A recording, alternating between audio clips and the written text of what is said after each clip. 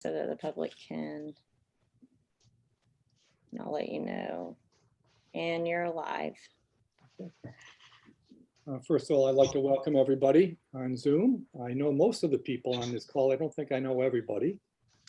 The purpose of today's discussion is for those of us on the Zoom call who have signed up for the interaction, is Stephen Riley from HR&A will shortly be providing some overview of what the presentation is he gave on, gosh, was that Thursday or Friday? Where what he's hoping for is a series of questions from those of you on the call. He does have some additional slides to go through, additional beyond what he went through in the original presentation. And we would hope this to be a pretty freewheeling and open discussion. He can set his own ground rules when he gets the floor, but my guess is he's going to tell you that you're welcome to interrupt with any questions you may have. We'll see how this the platform works. You know, I think Zoom is a little more difficult than in person, but we'll do the best we can. Before we start, the town asked for, over the last week, a series of questions from any residents or homeowners we could get.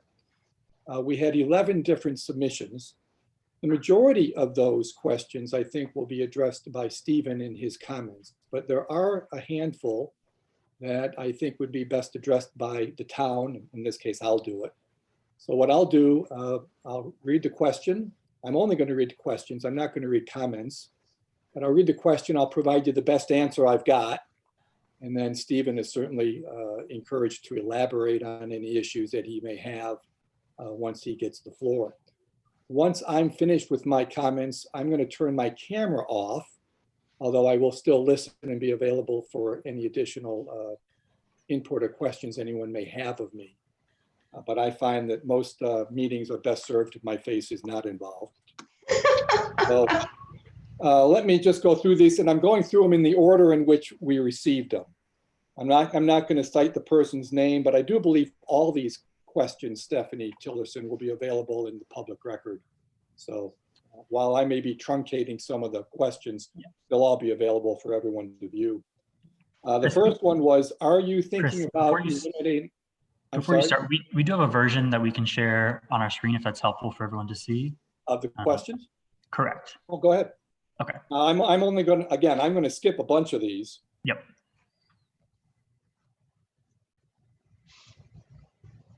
Okay.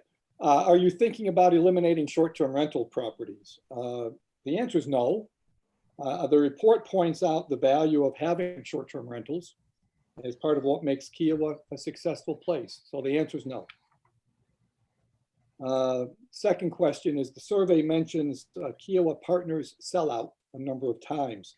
I think the person asking the question misunderstands the term sellout.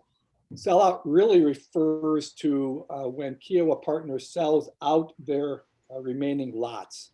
So as they reach sellout, or the inability to sell any additional lots for revenue, what the study refers to is who's going to pick up some of their marketing expense that they go through today, because they'll have much less need for spending money on marketing. Regarding the question, there's about the grocery store at Freshfields. I've been told there's plans exist to significantly enlarge the grocery store at Freshfields. Any details available? I have none, and I think I'd be hesitant to comment on rumors anyway. The third question I would address is, I would like to know the breakout today as a percentage of how many KI club members versus Governor Club members.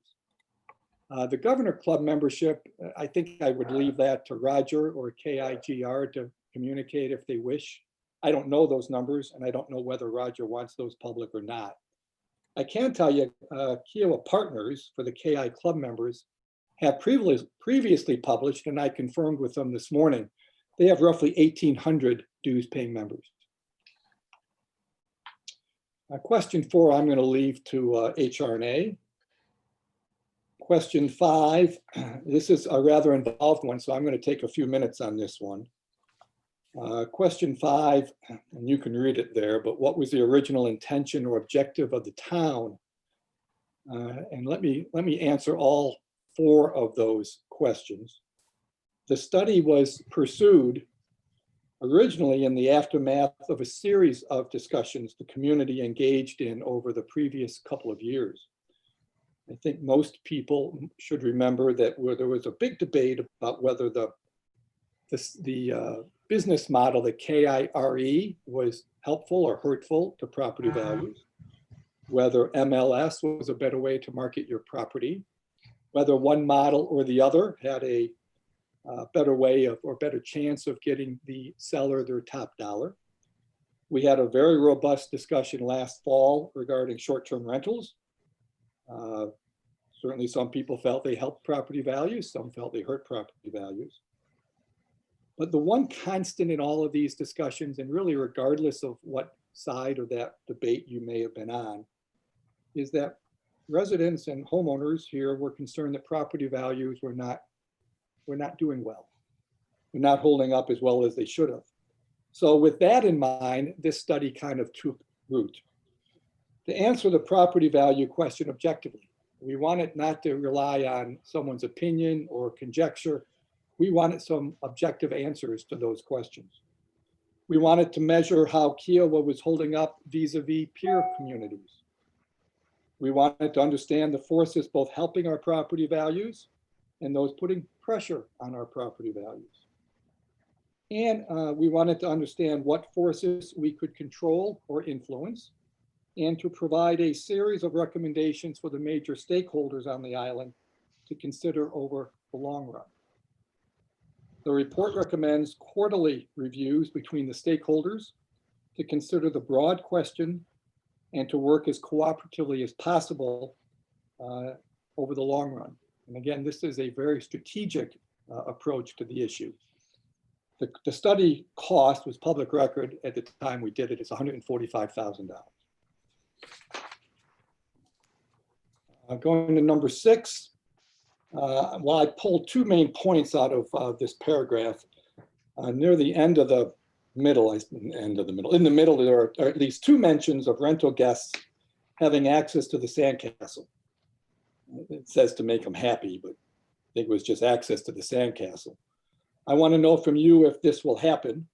For the record, it's a terrible idea and I'm against it.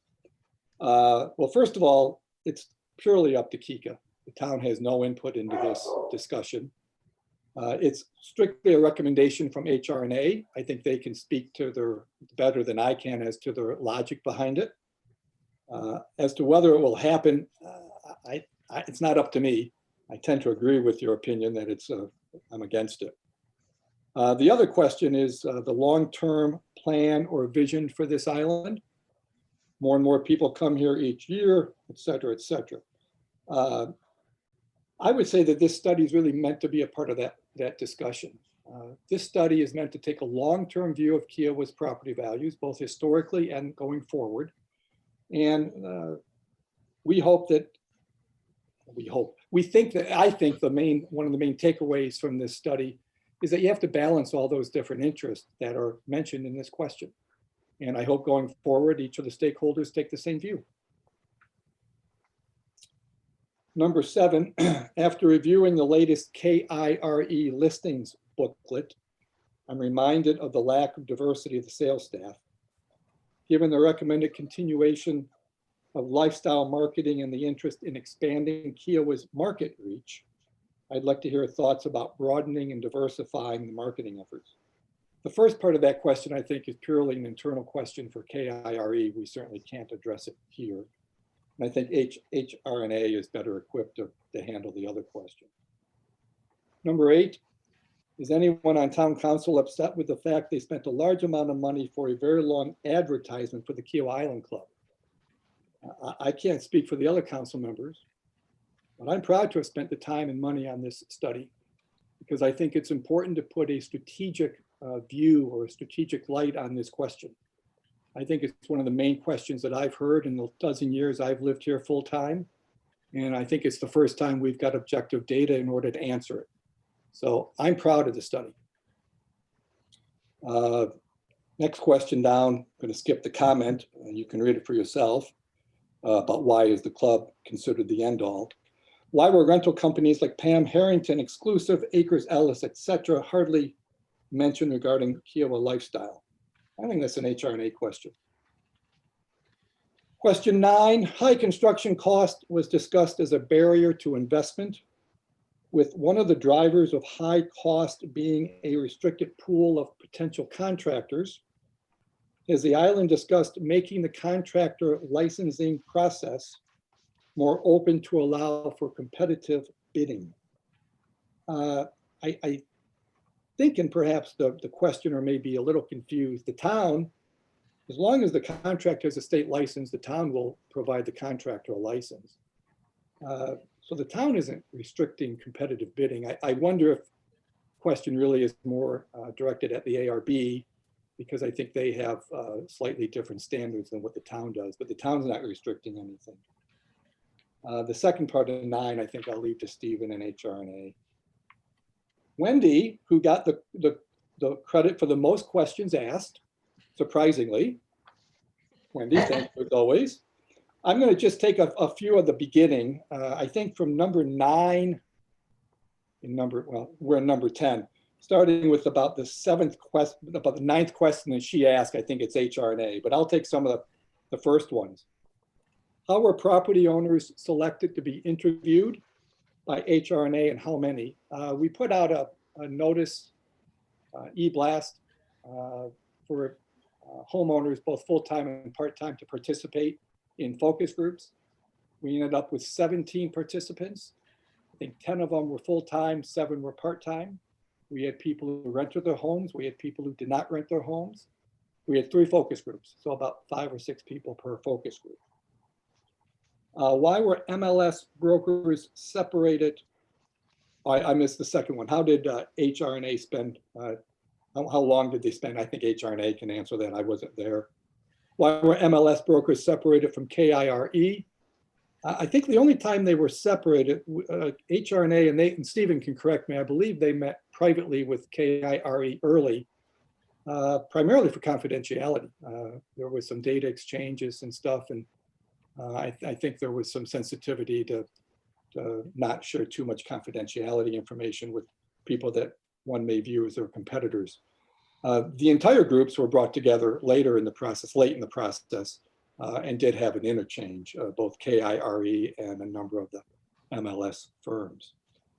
The next 3 questions or comments that Wendy makes is, why did the consultants not mention the fact that Kia was not completely open market?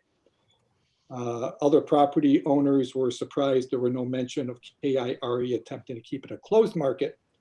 And was there any consideration of adding that KIRE doesn't participate in MLS and providing its reasons not to do so? I think all 3 of those are pretty closely related. I think they go back to the discussion that was had a couple of years ago. HR&A can comment whether they felt it needed to be included in the report, but it's certainly a discussion point that's been had on this island repeatedly. How much did the town pay? I've already commented, it's $145,000. If Kiowa's real estate market has been performing well since the recession, why were contributions to Kika's reserves coming in below budget for almost a year? Excuse my dog in the background. I don't know about Kika's budget. You'd have to ask them as to how they budget it. I think the rest of your questions will be best addressed by HR&A. And then the last question, which I have as number 11, there's 4 questions to it. And I think all of those are best addressed by HR&A. So are there any questions for me on how I've answered those questions, or if you want any elaboration on any of them? Okay, hearing none, I'm going to make the great escape. I am going to stay on the call, and I'm happy to answer any questions or be pulled in at any time. So thank you. First, before you run, Sandy Capelli, Yeah. based on the latest Governor's Club directory that came out, which is about, I'd say, 4 times thicker than the original one, there are about 1,600 members, similar to KIC. Yeah.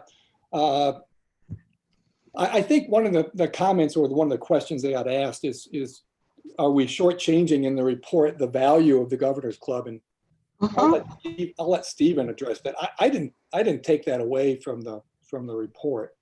I think it's certainly one of the layers of amenities on this island that's pretty well valued. And Chris, this is Mary Ellen. I just have one quick question. Sure. When you were mentioning that focus groups were put together and homeowners were invited to participate, I must have missed that. And I don't think it's because I'm not signed up for the communications. I think I get them, but I'm wondering if it was, for me at least, a little bit buried in an email that had other things, or maybe the focus group wasn't clear that it was for this H&R study. I don't know if you could just tell me what date that was sent out so I can dig it up, but I would have been interested to participate, and it didn't catch on my radar. Yeah, I'm sorry for that, Mary Ellen. I can't, but I think I probably asked either one of the Stephanies to address the question, and if they can't answer it today, on the spur of the moment, they can certainly come back to you. I was not involved in that communication, but one or both of them certainly were. So I'd ask for one of the Stephanies to jump in and see if she can respond. Chris, what we'll have to do is we will have to go back and look in terms of what information was put out and how we gathered the focus group. What we wanted to do is we wanted to, of course, limit the number of people that participate, only because we wanted to have a good dialogue, and we didn't want too many people in there because we felt it would be difficult to have a good discussion. Then we also was looking for a good mix of full-time and part-time residents and those that also rented their properties. So as Chris said, the two focus groups that we had, there were 7 and 7 in both of those focus groups. And then one focus group that we had, it was for owners that could not come to the island. We specifically wanted to pull from those that are part-time that may rent their property, but they were not here. So that focus group was done via a conference call. So, so to answer your question, in terms of looking back, in terms of the communication, in terms of the communication, we have to see how that went out, but we were looking for specific groups in terms of full-time versus part-time, and we only had 7 slots open for each of the 2 focus groups. And the third one was for those that could not, that were not on the island, and we just did a conference call in with them. Okay, thanks, Stephanie. And I think where I'm coming from on this question is probably what might be echoed by a lot of other homeowners, is there is a lot of material in this report. And as Chris just pointed out, there were a lot of different things that we're trying to be looked at with this report. And for me, at least, there's something that was very much overlooked in terms of something that was put into the new short-term rental ordinance. And I'll save that for later in terms of a question for Stephen and whether he was made aware of that. But it just, there is a lot of material here. And so having missed that opportunity on the focus group to make sure that, certain homeowner-driven concerns were addressed, and maybe Stephen will tell us that there's still some opportunity to address things that might have been missed in the first go around. I don't know, but that's why I'm here today. Okay. Thanks. Stephen, why don't I turn it over to you? You can proceed as you need to. Thanks, Chris. And thank you all for having me today. I'm Stephen Riley. I'm with HR&A Advisors, joined by my colleague Keely. And as Chris mentioned, I think a lot of our purpose and goal for today is to be able to both respond to the questions that have been submitted related to the housing market study, but also any particular questions that you all have and want to raise today. We presented information during a meeting last week that provided essentially a summary of the work that we've been doing over the past 6 months or so. So our goal is not to necessarily go through that same presentation summary today. Really, the focus is to be able to respond directly to the questions that have been posed and have a discussion with you all on the questions that you have, and to the extent that there are any particular areas of interest that you have that you want to dig a bit deeper into within the components of the report, be able to spend a bit of time doing that. I think, as you all were just discussing, there is a lot of content in this report. We've been spending time over the past 6 months putting this all together. And when you're dealing with any study of housing market conditions and housing market health, there are obviously many factors that contribute into that. And as a result, many sort of components or facets of our analysis and items that we were looking into. And for any of them, we could probably spend the 2 hours that we have today just talking through an individual item. So I think my goal, or at least starting out here, want to talk through the specific questions that were posed, so we can sort of go through them. And as you all have questions or follow-up comments, please do let me know. Happy to make this more discussion based and hear from you all and what you have to say. And then from there, as we have time, be able to dive into other specific areas of interest that you all have. So with that, I guess I'll pick up on the list of questions, sort of where Chris left off, or the items that sort of deferred to HR&A on. I think the first question would be number 4, in explaining why the report recommends fractional ownership housing as opposed to new townhome or villa construction. The report, I think, the broader recommendation that we make in the report is to think about how to diversify new housing types that are being constructed. It's not specific just to fractional ownership. It does include, the recommendation is focused on, fractional ownership, new villa or cottage construction, or also even single family home construction that's just different than necessarily the product that is being built today. And so it's really more broadly about how do you diversify product type to be attractive to younger buyers. And so fractional ownership is one piece of that, but villas are another piece of that. And I think one of the things we note in the report is that there's only been one new villa building constructed in the last 20 years or so. And so recognizing that is a means of attracting and targeting younger buyers, how can you look to promote that?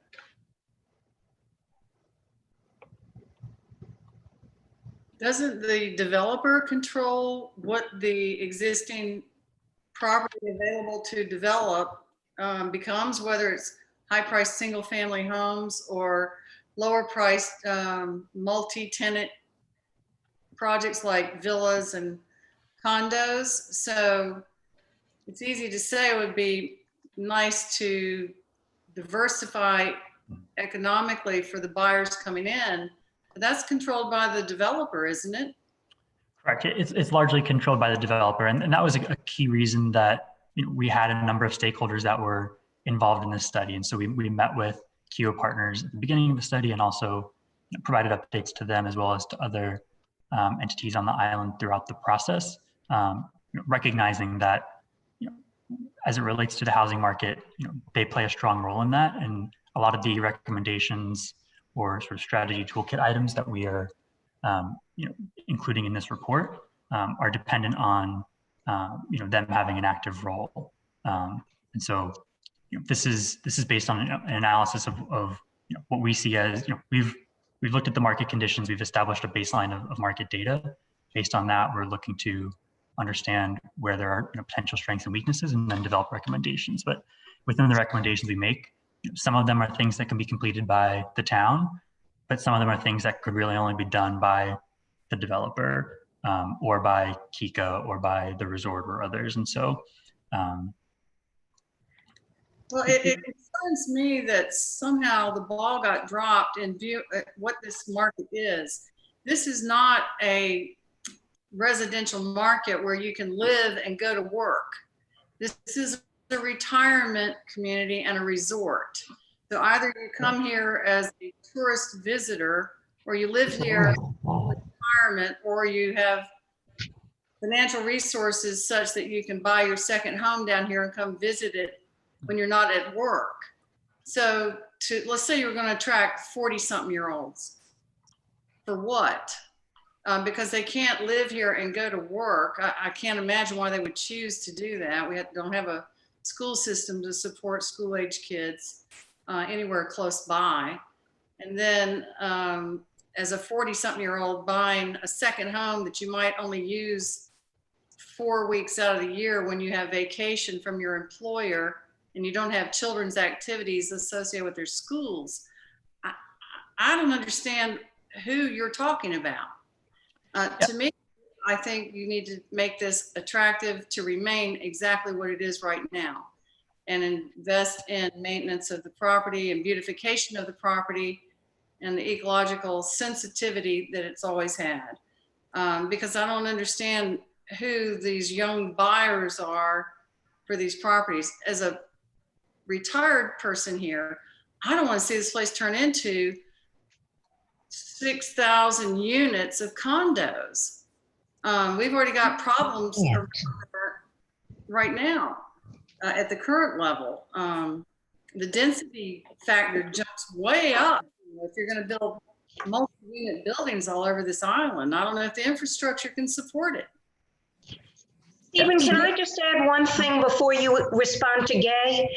And that is, you talked about talking to Kiowa partners about development, but the resort owns a significant amount of property on this island that it has not yet announced plans for. And I think not to consider the resort as a significant a partner in development as Kiowa Partners is, would not be good. The other thing that I just wanted to say to Gay is, I can't tell you how many people I know here who fall into the category you say who can't live on this island because they can operate their businesses as long as they have a computer and a telephone and a fax machine. And so we have Go ahead, I'm sorry.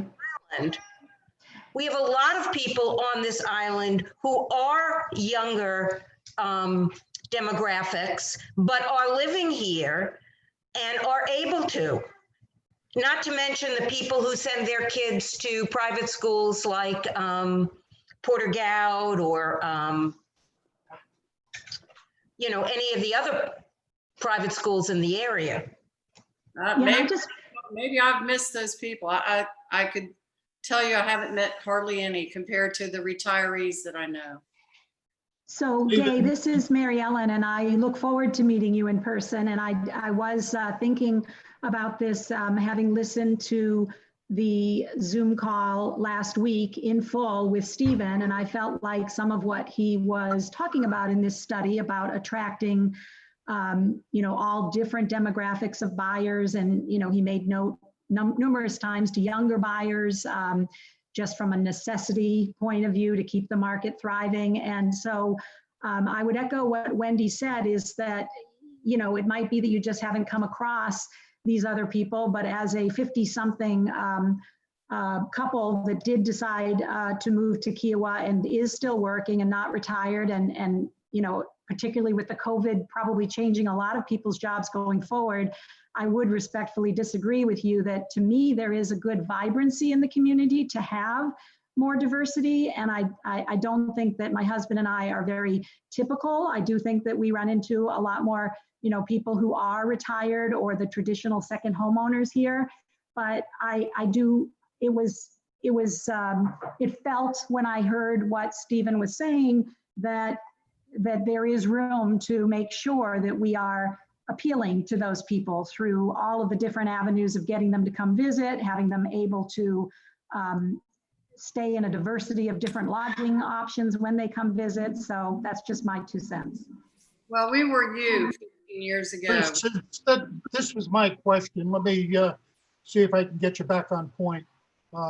Drilling down specifically to the second part of the question, why are you as a real estate consultant recommending a specific type of ownership when that type of ownership is inconsistent with what we're seeing on the island, what is in our town vision based on the comprehensive plan, and further, I think, and I'll grant you, the report is full of great information. We'll be updating the town's comprehensive plan over the next month or two for our 5-year renewal. And a lot of what's in here is going to be very active, very actively discussed and involved in that update. But specifically, I'm interested in why you're recommending a type versus another type. The type of development going on the island is almost entirely already determined by the development agreements that are in force. There are very, very few opportunities to change those agreements. And well, I don't know if there are any opportunities to change it or any desire to change it, but there are very, very few opportunities to change what is going to be available to do in the undeveloped properties. Having said that, the type of development within those properties, while measured in terms of bedrooms or rooms, whatever they want to call it, is governed not necessarily by the type of ownership. It's governed by the development agreement, which tells you what you can have. Right. The second part of the question, though, is key. Why fractional ownership on an island like this, where you see nothing more than, and I'll call them what I see them as, fractional ownership is nothing more than timeshares. And to the extent that timeshares, that is totally inconsistent with the master plan of the island, with the comprehensive plan and the town's vision. Why a recommendation that that type of ownership should be viewed as a positive? Yeah. So there's a, I guess, number of different questions that have been posed sort of across all the comments that you guys have made. And so I'm going to start broadly and try and narrow in, and I think hopefully address sort of the swath of questions that have been posed, but to the extent that I haven't, please do let me know. I think thinking a bit more broadly about what this recommendation is based on, it is really born out of a component of our analysis that showed the average age of owners on Kiowa increasing over time.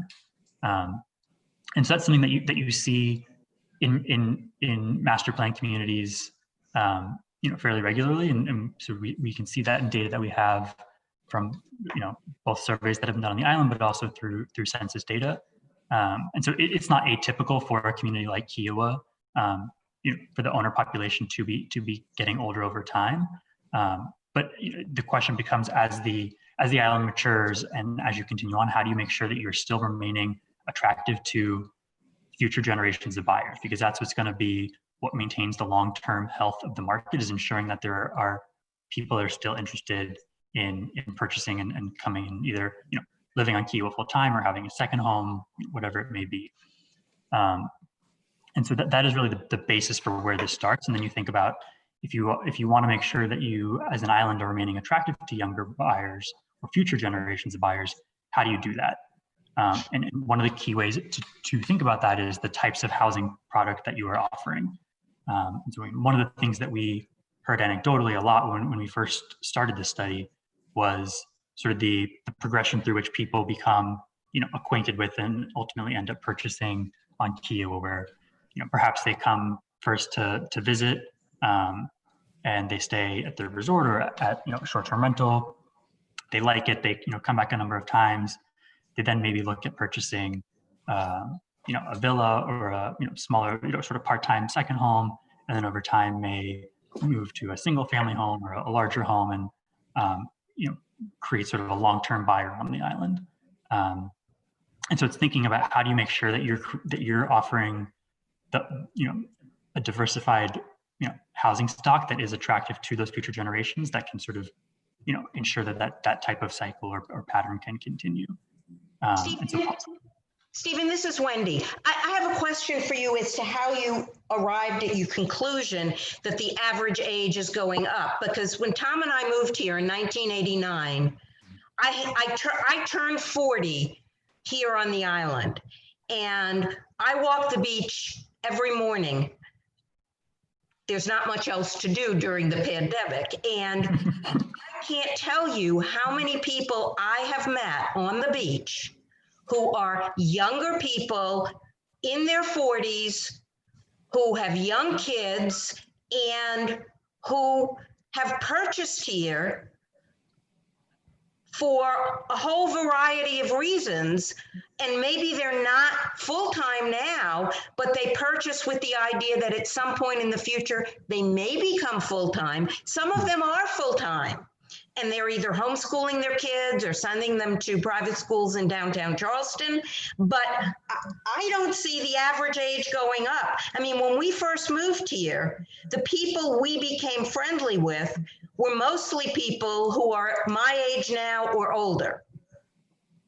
So I don't understand how you got to the average age is going up. If anything, what I've seen, and again, it's anecdotal, but from what I've seen, the age is going down, not going up.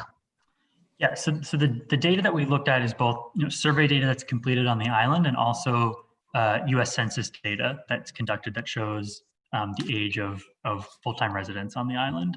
And so we look at data going back the past 10 or 15 years, and you can see the average age increasing over time. So for full-time residents, for example, census data shows in 2010 the average age was about 63, and now it's about 68.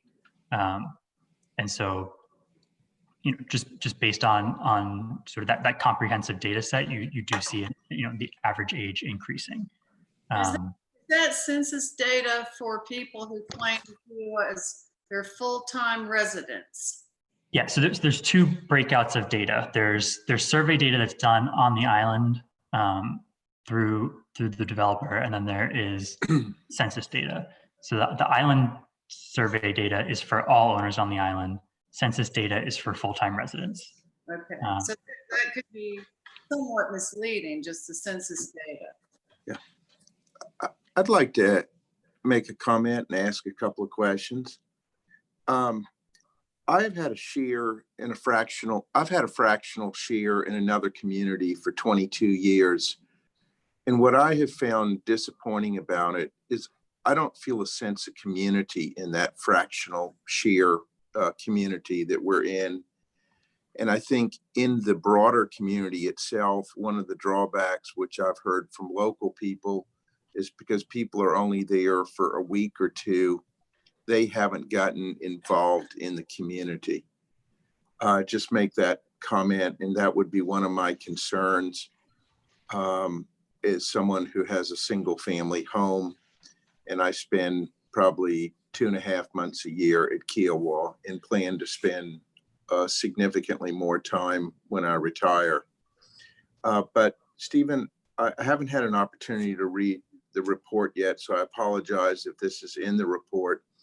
But I'd like to know how much undeveloped land remains on the island. And I'd like to understand the maximum number of units that are permitted under either the development agreement or the comprehensive plan or both. And if this recommendation was ultimately adopted to have a certain number of fractional unit shares, how that would impact the maximum number of units. And lastly, are there areas that were designated as potential areas for fractional share development? Thank you. So I'll reiterate, I think the recommendations that we're making around housing types are not specific to fractional ownership. It is including fractional ownership as one example of a housing type that can attract future generations of buyers. But we also include villas in that. We also include just single family homes that are different than the single family homes that are being constructed today. And to a point that I think Gay made earlier, most of that is within the control of the developer and the development approvals that they either have already received or will look to get in the future. When you think about the property that exists for remaining development on the island, that includes both property owned by the developer and, to Wendy's point, property that is controlled by the resort. where they have not yet completed a full sort of development plan for what that will look like. But it's not just, we're not making specific recommendations that, that a fractional ownership property needs to be built or how many units that should be or where it should be located.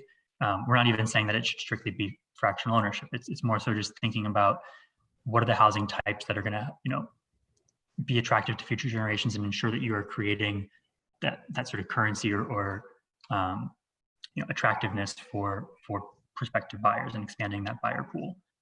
I don't know. And this is it, Ellie. I got to go back on this again. You have again ignored the fact, and I agree with Elliot. I mean, there's no sense of community in a fractional owner, and the fact is, the development agreements with both the resort and the developer do not provide for any specifics as to type of ownership.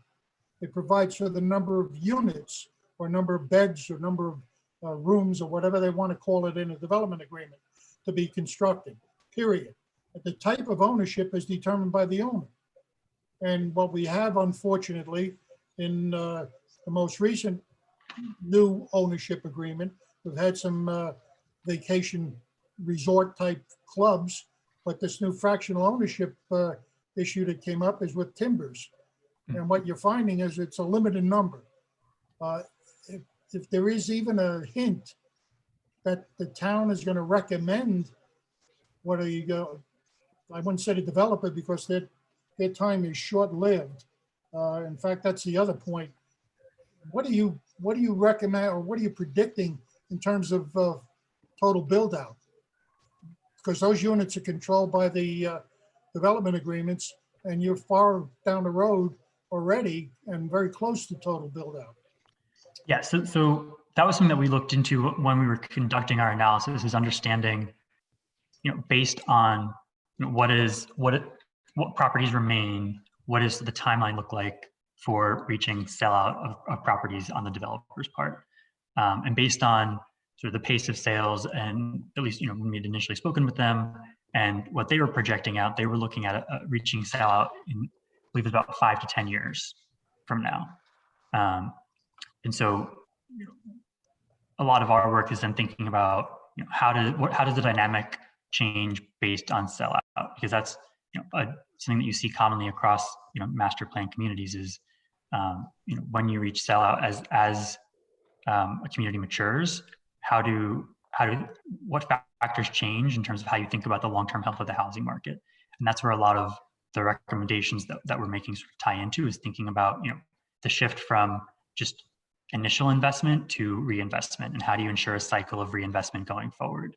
How do you ensure that you are remaining attractive? How do you maintain the balance of stakeholders on the island that have existed over time? One of the things that we looked at as part of our work, and I think we viewed as very unique to Kiowa, is the balance of different stakeholders and sort of owners and visitors that exists on the island, and that has been maintained over time. So you can think about primary full-time residents, second homeowners, homeowners that function more as sort of investor owners or visitors. And Kiowa, more so than many of the other peers we look at, really does have a balance of all of those different user groups, and all of them are driving demand for the housing market. And so when we look at a lot of the recommendations that we're making, or the strategies that we think are going to help ensure that long-term health of the market, it's ensuring that you are sort of maintaining that broad base of support and interest among each of those groups. Because if you swing too far in any direction and make the housing market as it exists on Kiowa unappealing to any of those groups, that takes away a source of demand that you have that is supporting what you have today in terms of your housing, your environment for the housing market and that long-term housing health. So what you're saying, and I totally disagree with it, is that the future buyers on Kiowa, the typical part-time owner and the full-time owner, would be attracted to fractional ownership. This is not specific to fractional ownership. This is just making the broader point of how you maintain a sort of the health of the long-term housing market. And again, I think our recommendations really weren't specific to fractional ownership. It really is about just thinking about what are housing types that are of interest to an expanded pool of buyers, and that includes it's really not limited to fractional ownership at all. But by including it, you're saying it's consistent with the overall vision of the island, and that the typical buyer of the island would be attracted to a type of ownership like fractional ownership. Yeah, well, I mean, what we're saying is that Not consistent, then it shouldn't even be in there. so what we're saying is that we see fractional ownership among many other housing types as a housing type that can attract younger buyers. And so, recognizing that the average age on the island is increasing, we see that as a means of A trying younger to. buyer is not a typical part-time owner on this island. The younger buyer that would be interested in fractional ownership, and I don't know who that is not a typical buyer on this island. Okay. Stephen, this is Elliot Harrigan. I've got a couple of more comments and questions. And again, I apologize that I haven't had an opportunity to read the report. So you may have already addressed most of this. First as a comment, we were at Hilton Head for 15 years before we bought at Kiowa. One of the primary reasons we decided to leave Kiowa, leave Hilton Head, is we felt we had a single family home there, and we were concerned about the direction that Hilton Head was going. One was increasing traffic. Secondly, we felt like it was increasingly commercialized, and we felt like there was less of that sense of community, and we wanted to be in a place that was more of a single family community. Again, I'm speaking for what we wanted. We're now actually considering perhaps leaving again. Part of the reason why is we want a place that we feel like has even more community. And I don't think having more multi-tenanted units personally is going to increase that.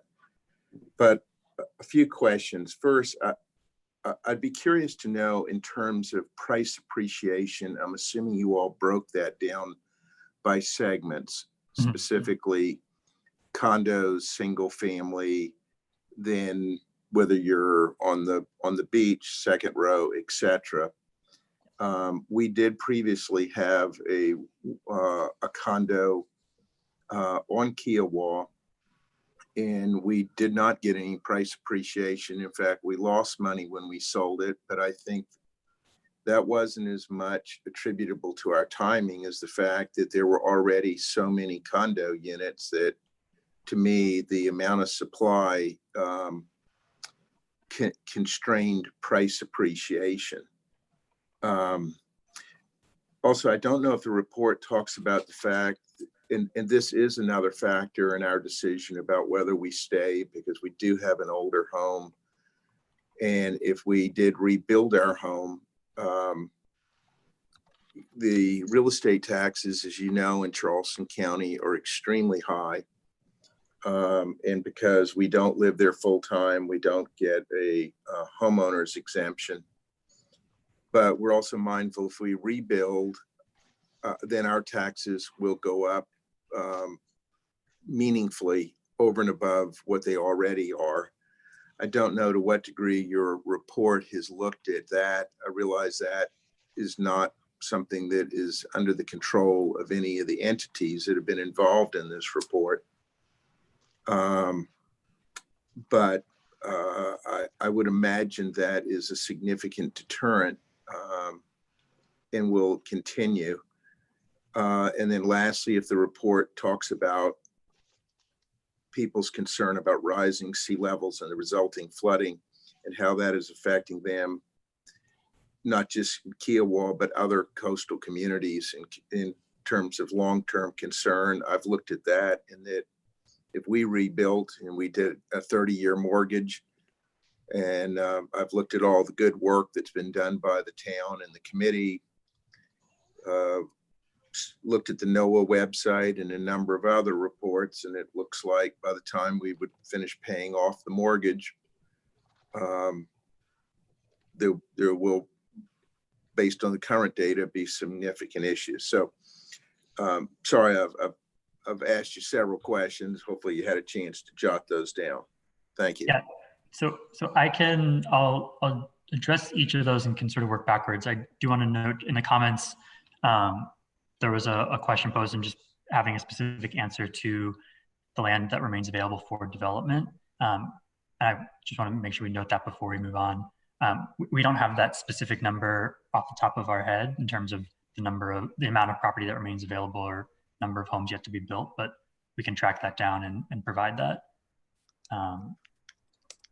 As it relates to the questions that you posed, Elliot, I think the final one was related to sea level rise, which we did include within our study, and definitely is a component that people, are evaluating and considering when deciding whether to purchase a home. And to your point, not just on Kiowa, but really in all coastal communities.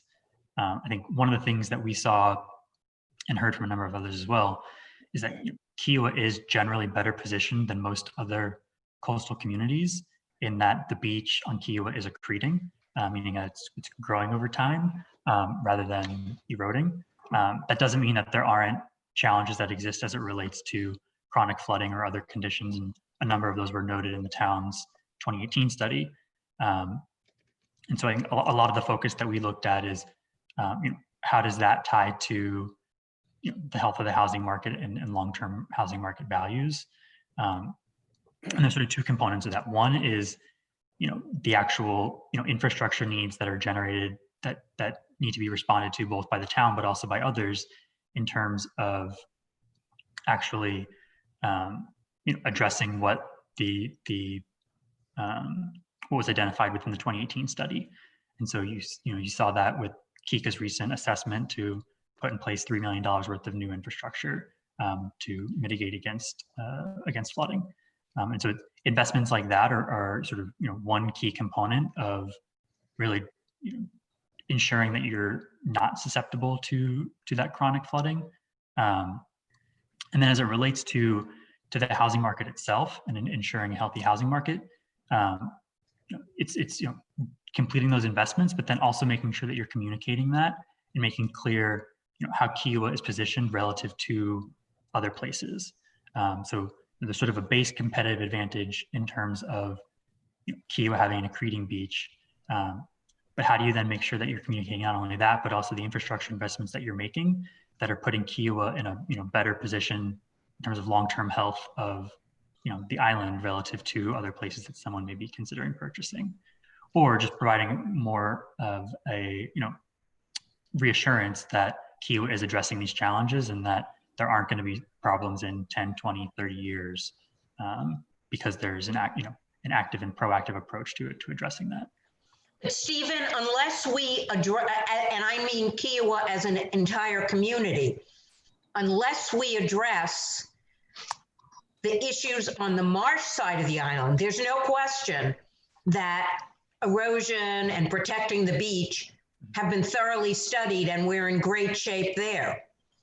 But on the marsh side of the island, if we don't take active steps and one property owner protecting his or her property will be fine, but then it will negatively impact the two properties owners on the other side. So unless the town and Kika come up with a plan, and it's going to be expensive, but unless they come up with a plan to address how to protect the marsh, it's not going to matter what the beach is like, because the marsh is just going to, become overrun and flood a good portion of the island. Yep. Yeah. And sorry, my point was not meant to be specific to the beach, just to note Kiowa's positioning relative to other locations. But you're exactly right. And I think a lot of that is work that was identified in the town's 2018 study. And so part of what we identified is continuing to make sort of the infrastructure investments needed to mitigate those potential challenges. But again, building on top of that, then making sure you're communicating that and you're providing reassurance to prospective buyers that they're not going to be in a position, again, 10, 20, 30 years from now where they're running into challenges. To the point on real estate taxes that you raised, Elliot, this is again something that we also included within our report, and particularly breaking out the difference between property taxes for primary residents versus non-primary residents. When you look at homeowners that live on Kiowa and are primary residents, Charleston County actually has one of the lowest property tax rates in the country, which is, we view as a strong competitive advantage relative to other places. Where you see the disadvantage, and as you correctly point out, there's a differentiation for non-primary homeowners where the effective tax rate is much higher. And when you compare that to states that don't have that differentiation, you're actually paying a higher tax rate than you would for similar property in a different place. And that's where we see as a competitive disadvantage. And so we identify that in the study and want to make sure we're recognizing and calling that out. But I think, as you mentioned, property tax rates are outside of the control of any of the individual stakeholders included in this study, but is worth pointing out as something that is impacting the overall housing market and how you perceive it, both from the full-time resident side, but also from a second owner or non-primary resident side. Stephen, I didn't realize that the Charleston rates were that attractive for a primary resident. But I'm glad to know, because I grew up there, and now I'll use that as evidence with my wife of why we need to move back. Well, Charleston County, so included within, Kiowa included within that. That's because non-residents pay for schools that their children will never attend, and residents of Charleston County who may send their children to public schools don't pay for them. But that's our state legislature. It's the differentiated tax rate for primary and non-primary residents is really what you see there. And I think the larger point that you were making, Elliot, in terms of the higher cost that you're paying as a non-full-time resident. You had posed a question related to pricing appreciation by unit type, and that is something that we included in our study, and we break out data that shows changes in pricing both by housing type, so single family home, villa, cottage. We also look at different sort of defining features of property, so whether there's an ocean view, a marsh view, whether there's a Kiowa Island Club membership tied to a property, just to understand what are the factors that are sort of influencing how properties are priced and what trends we see across housing types. So thinking, just looking at villas, cottages, single family homes, the trends over time are relatively similar. And when you look on a price per square foot, which is what we typically look at as sort of the most consistent assessment of how to look at housing values over time, you actually see really high similarities when you on a cost per square foot basis between the different housing types on the island. So they've been performing relatively similarly to one another, which was, I think, a key takeaway of what we've seen. That all of them are relatively healthy from what we see, and are seeing modest pricing appreciation relative to where they were coming out of the recession. I think. Stephen, did you all also look at how construction costs at Kiowa compare to other competitive communities, and to what degree that may be impacting demand? And secondly, was there any discussion about how the increasing traffic and the time and lack of predictability of driving around the Charleston area, particularly driving into Charleston, is affecting the desirability? Yeah, so we looked at construction costs and have that information included in the report.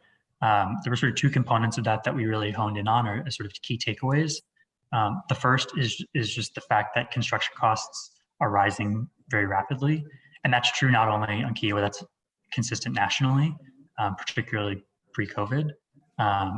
on Kiowa, we've seen about a 25% increase in construction costs since 2015. But again, that is consistent nationally. That's not specific to Kiowa.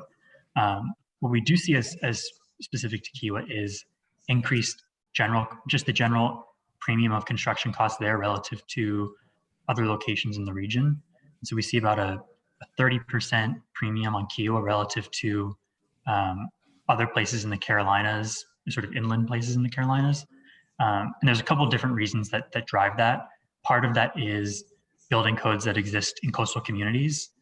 So it's higher degree of building codes that exist for storm protection and other means. So you'll see that consistently across coastal communities relative to other parts of the Carolinas. Part of it is related to the labor pool for construction on Kiowa and where that's coming from. There's not much local labor that exists for construction on Kiowa, so most construction workers are having to travel further than they typically would, and that's cited by a number of the contractors and others that we spoke with as a driver for increasing costs. So those collectively make up a large share of that premium. What exactly it is, it's hard to know. It's hard to tell, but there is sort of reasons or components that are driving that premium. And that's been the case here for as long as we've been property owners. There was one owner of a construction company who said when he got a local kid who was really talented in a certain area, he'd give him an increase in his hourly pay, figuring that would help. And all that did meant that he took off one day a week to go fishing or shrimping or whatever, because he still brought the same amount of money home. Yes. Even on that point about cost, one of your, I believe your key recommendations in the study was the what I would call a combination of all building and permitting activity in one location, one place, including the ARB. A couple of points on that, a couple of questions on that. One is the assumption that takes place pre-build out or after build out. So there's I guess two things I want to make sure we differentiate here. There's one recommendation we make related to oversight of the ARB itself. And right now it's overseen by Kiowa partners. We made a recommendation that, as the island approaches sellout, so, into the future, that move to either, being under the oversight of the town or KICA, which is generally consistent with what you see in master plan communities in terms of just making sure that you're aligning interests of the ARB with, the long-term interests of the island. So that is specific to reaching developer sellout. Then separately from that. So you're talking 5 to 10 years before that reduction in cost to be achieved. Correct. Separately from that, we make a recommendation, which I think was the initial point you were talking about, of trying to streamline approvals and permitting in order to essentially maximize the available pool of contractors and workers that you have on the island. So one of the things that we had initially heard is that there's a series of sort of hurdles to jump through from a permitting process in needing to have, not only state and county permits, but, then having a town permit, an access permit through KICA, a permit through ARB, which, for contractors that have ample work elsewhere, it's inherent to being out and being available to do work on Kiowa.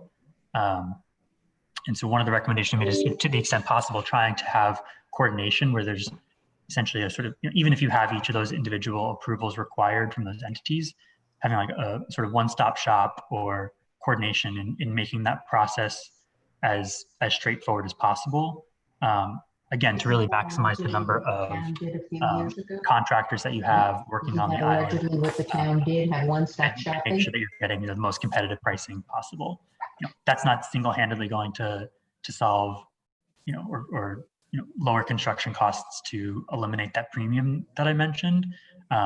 we do see that as one way, at least within the control of the stakeholders on the island, that they can be coordinated to try and make sure that you're again, ensuring maximum competitiveness and getting the best pricing possible.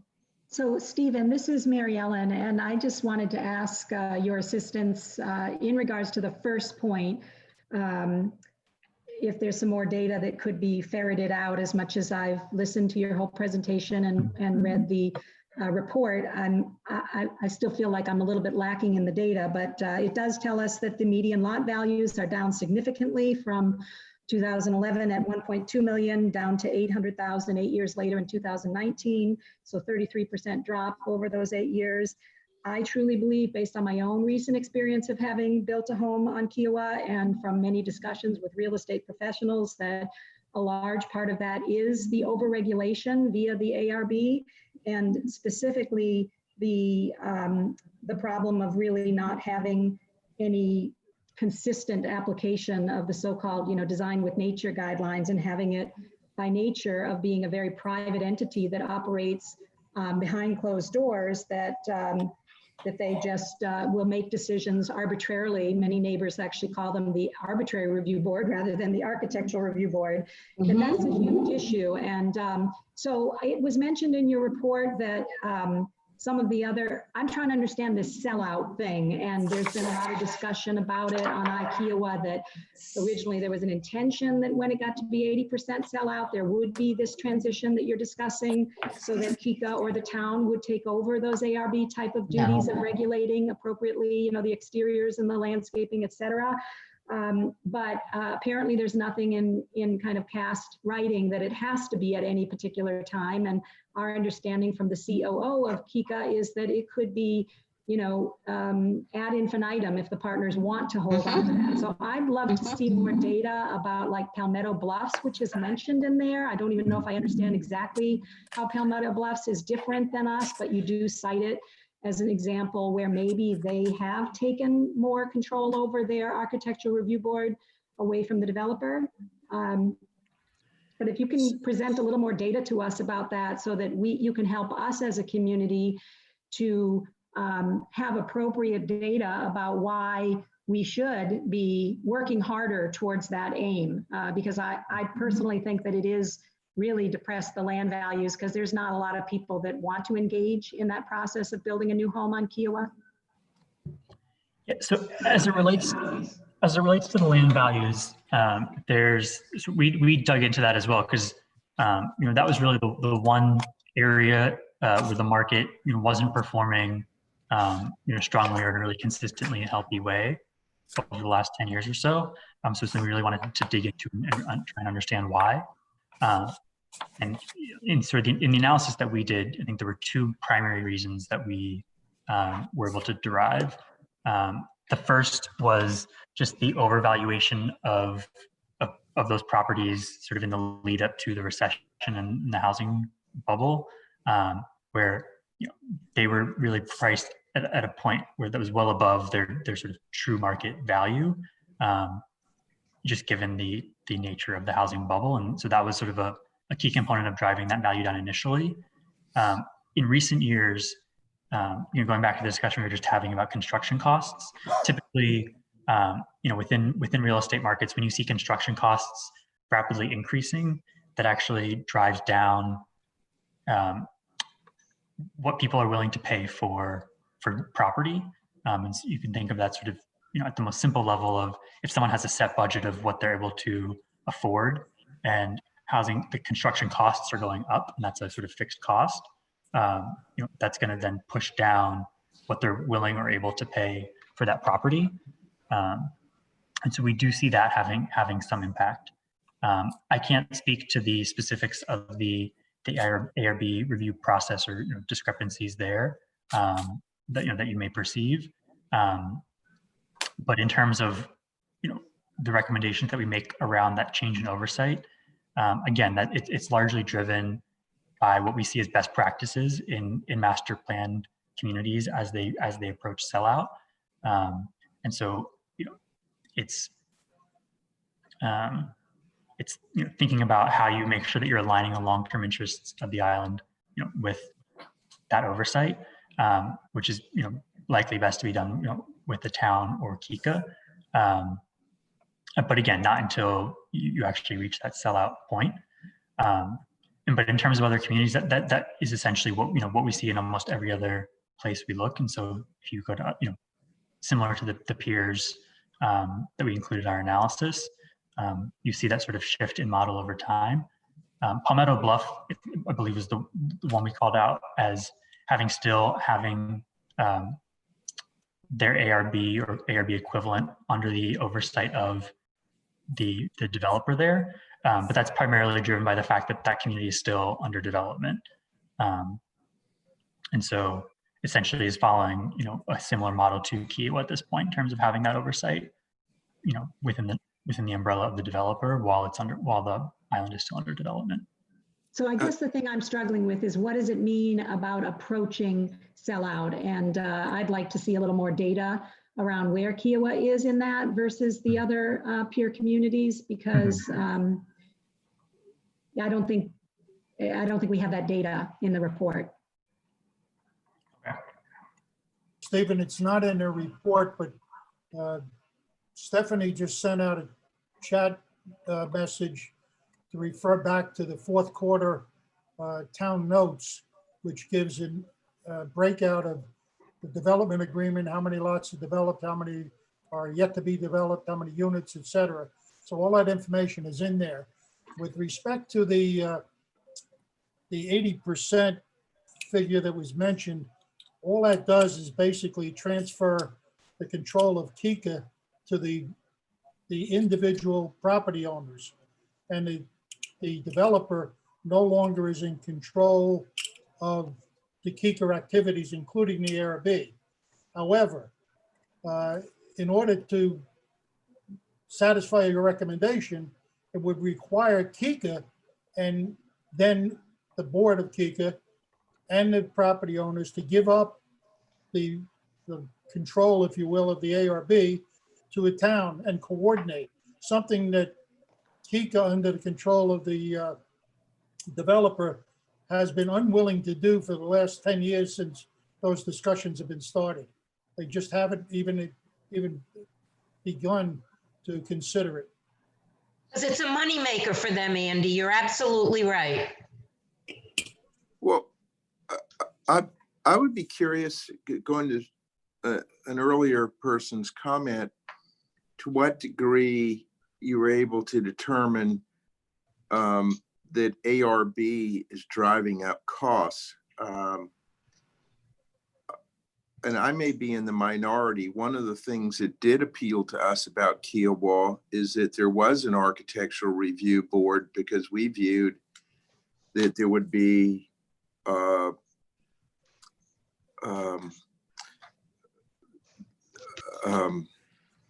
that it would result in better quality, more consistent architecture, as opposed to many communities or a mishmash of styles, which some people might like, but wasn't appealing to us.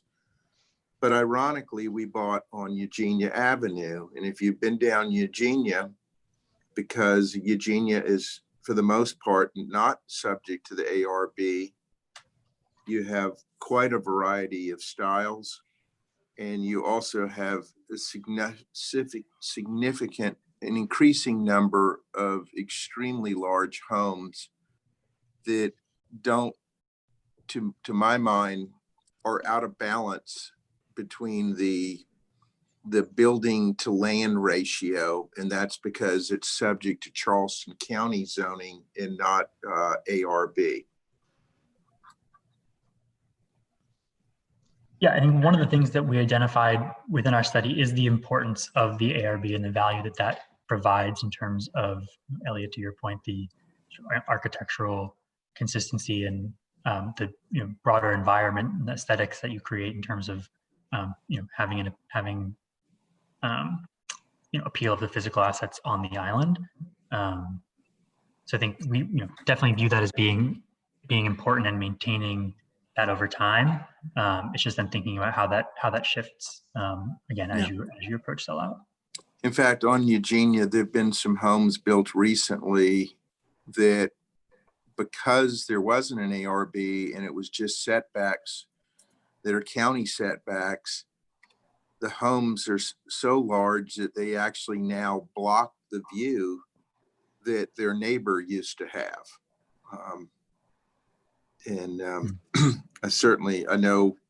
I would think for people who look carefully at their property, that's something they would want to take into consideration, that over the long term, they have some level of protection. Mhm. Elliot, this is Wendy, and I don't know for sure, but I believe, and Stephanie Tillerson just posted what I was going to say. Development is subject to the town of Kiowa. The only thing parts of Eugenia are not subject to is Kika. But in terms of meeting requirements for building, that's not the county, that's the town. Stephanie is more knowledgeable than I am, but I know a number of years ago, I looked into joining Kika, excuse me, and I did not, because I was advised if I became a member of Kika, I would be subject to ARB. And I have designed a home that is strictly keeping with the sort of traditional beach architecture, and that actually is beyond what I would be required under ARB from a setback standpoint. But some of the other property owners on the street have not done that. But again, my understanding is if you join Kika, part of that is you were subject to ARB, but I must have Yes, gotten. but that's different from the town, Elliot. The town controls zoning and other building requirements. That's totally separate from Kika. Okay, thank you. You're welcome. I do want to make sure we have time to get through the remainder of questions that were posed formally, and the ones that. But Stephen, did y'all note traffic and the degree that is impacting prospective buyers' perception of Kiowa from a desirability standpoint? And I'm speaking specifically that traveling now between over Johns Island from Kiowa into Charleston or to the airport has become takes significantly more time, but it's also become much more unpredictable. Yeah, that isn't something that we noted explicitly within the study itself. We did hear some comments related to traffic in some of the initial interviews that we had done, but primarily heard that it wasn't necessarily something that, or at least, in our conversations with, most of, actually all of the brokers that are active on the island, the ones that we spoke with, not necessarily an issue that prospective buyers see or perceive, or they were citing as a reason for not being interested in Kiowa, but that there is a challenge in terms of, residents that are then living on the island that they've raised related to traffic and whatnot. Thank you. Again, that it sort of gets outside of what the stakeholders within our study are able to address, but was something that we did hear.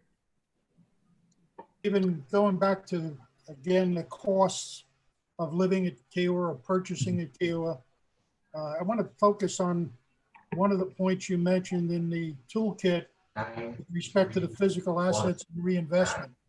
And that relates to the, I guess what I would refer to as advertising costs, advertising the island, and how the costs of those programs would be shared. One of the entities that you're calling on sharing is KICA. Having said that, when you reach build out and KICA is no longer essentially the developer, what is it that KICA, or what interest does KICA have in advertising future sales and therefore requiring that entity to pay the cost? Andy, just a quick question. you're referring to, you're saying KICA, do you mean, are you talking about Kiowa Partners or KARE? KICA. Kika? Okay. Yep. So yeah, so there's a community association, but that's separate from the developer or the brokerage. Allegedly. And actually, I think this gets at in question 8 it was, as it relates to lifestyle marketing on the island. So we can like try and tie it in with that. But so there's lifestyle marketing that is occurring today, and I think one of the key things that we honed in on in our study is the lifestyle marketing that's being done by Kiowa partners, given their active role in development on the island. That they've been doing a large amount of formal marketing, and that includes both brokerage marketing, which is listing of specific properties and advertising related to those specific properties, which you also see done by other realtors and brokerages that are active on the island, such as Pam Harrington, Acres Ellis, etc. The thing that we really honed in on and identifying for the future is the change in lifestyle marketing that we expect as the island reaches sellout. And so when you reach sellout, there's going to be less of a role that Kiowa partners will be playing in doing a lot of that formal marketing of sort of broader lifestyle, bringing awareness of Kiowa that is not specific to any property, but just creating interest and awareness of Kiowa. But let's be clear, if Kiowa Partners stays around after build out, it would shock a lot of us. But more importantly, if you're talking about a real estate company that may or may not be controlled by the old Kiowa Partners ownership, then that's a different question. But if you're talking about Kiowa Partners specifically, i.e. the developer, I don't see where they're going to be involved in advertising once they sell out.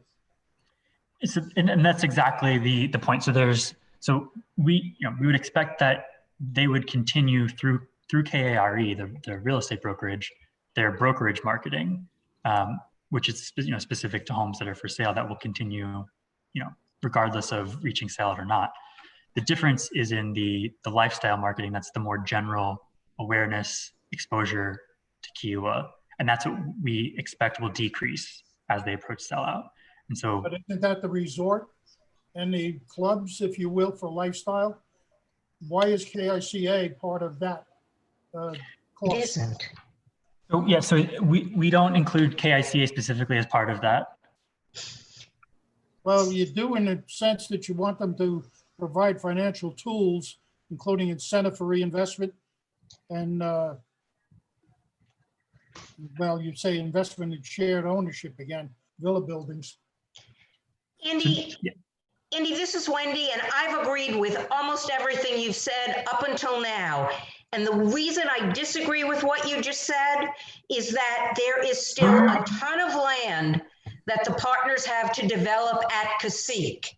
And one of their great marketing tools in terms of Cacique is selling the quote unquote Kiowa lifestyle. I don't see them giving up on that because they're going to want to continue to sell their property at Cacique. Well, if they ever told us what they're going to do, Wendy, I think you might find that you have a different idea. I'm guessing Cacique is very, very much subject to separation. I think the broader point I want to make sure we touch on here is what this actually means in terms of a recommendation, in which recognizing that we expect the lifestyle marketing to decrease on the part of Kiowa partners over time. How do you ensure that there is lifestyle marketing occurring and that you're getting the benefit of that, and what that provides to the housing market? And so one of the recommendations that we've made is thinking about the state accommodation tax that the town collects. Currently, a portion of that is required to go to a nonprofit entity and goes to a regional entity that promotes Kiowa, but also promotes regional destinations more broadly, and whether there's potential to create an entity specific to Kiowa where the money that is collected through the accommodation tax could be used to support a lot of that lifestyle marketing that will be lost, and provide sort of a trade-off of that in terms of the value and making sure that you're getting Kiowa specific marketing for lifestyle marketing. We don't expect that. Actually, both would be good. Thanks. We don't expect that the accommodation tax will fully be able to meet the amount that Kiowa Partners is spending on lifestyle marketing, but we do think that it's a critical starting point in trying to maintain some level of that marketing, and again, ensuring that you're having that formal marketing channel to attract people to Kiowa, both as visitors and prospective buyers, and contribute to the housing market. Stephen, as part of the Charleston Chamber of Commerce, the Convention and Visitors Bureau is a nonprofit? So I'm not certain of the status of the CVB as a whole, but they at least have some entity that is able to either through the larger CVB or through a sub entity that is able to act as a nonprofit and collect that funding. I don't know if Stephanie or Chris or others are able to speak to the specific structure of CVB. Wendy? Yes, Chris. Yeah, the CVB is a nonprofit focused on tourism. So that's why they're allowed to collect from us 30% of our state tax money. But we have the option of giving it to any nonprofit, or splitting it up amongst any number of nonprofits. And that's what the recommendation is to do a split of some sort. Thanks, Chris. I'll jump back to, I believe it's question 6. I just want to make sure we're touching on all of these, specifically the items that Chris had not yet addressed. Part A of this, there's a question about, mentioned in the report of rental guest access to the sandcastle or Kika amenities more broadly. And I did want to just spend a minute talking about that and sort of the rationale behind the recommendation or action item that was included in our study. That is really tied to an identification of an amenity gap that exists between essentially non-Kiowa Island Club members on Kiowa versus owners in some other communities. And so what we see in a number of other peer communities is all owners on the island being members of that island, or that community's private club, and having access to the full set of amenity facilities.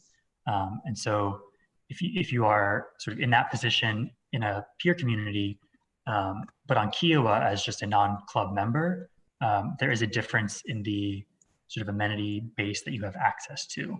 And that has come up sort of in recent years, I think in a number of discussions that I'm sure you all are very familiar with in terms of the push for enhanced amenities, facilities with Kika, the Sandcastle, and elsewhere, where there's been this desire to enhance the amenity base for non-Kiowa Island Club members, but not the sort of support to move that forward when it's been put to a vote. And there's really sort of 3 paths you can think about when you're thinking about Kika's amenity facilities. The first would be to essentially maintain them the way that they exist and are today, and maintain sort of the current level of assessments.